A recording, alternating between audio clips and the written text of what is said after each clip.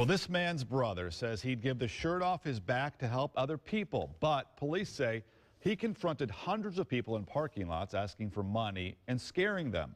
Mishawaka officers arrested John Hertel today after WSBT's Kelli Stopczynski told us about the incidents last night. And Kelli, police didn't arrest him for the panhandling accusations. Rick, they were only able to book Hertel into jail because he has outstanding warrants from Elkhart County. If you get caught panhandling in Mishawaka, it's usually just a ticket. But for now, he's off the streets. John's a good-hearted person. He really is. He's had a lot of tough breaks. That's how 40-year-old John Hertel's brother describes a lengthy rap sheet, including arrests for domestic violence, drugs, and drunk driving. He's got a bigger heart than he does a brain.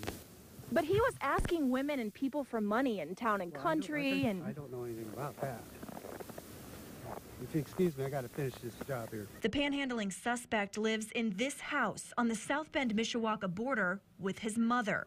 We saw a small tan pickup in the garage, similar to the one women described a man driving through local parking lots before he asked for money. And he gave me the story that he was 200 and some odd miles away from home, that he didn't have any gas, and that it asked me if I would give him some money. I go like this and shut the door, and he opens his door like this.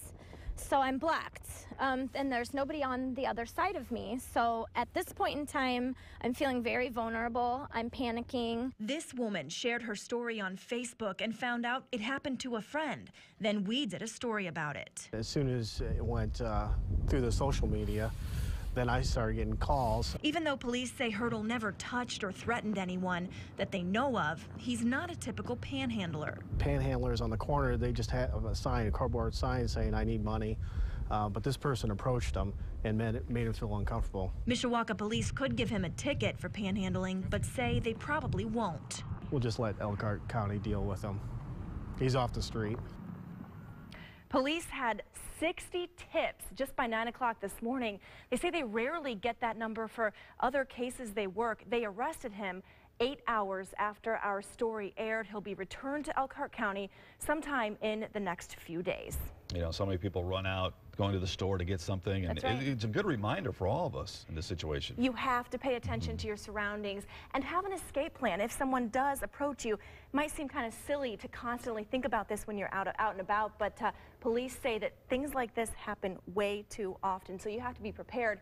And the women who Facebook messaged me or called me even after the story aired said that Hertel approached them and that it's something that will stick with them a long time. It makes you feel unsettled. It's something, a gut reaction that makes you feel something's not quite right, and that's what happened. And listen to that gut. Yes. It's telling you something Yes. right. Kelli, thanks very much.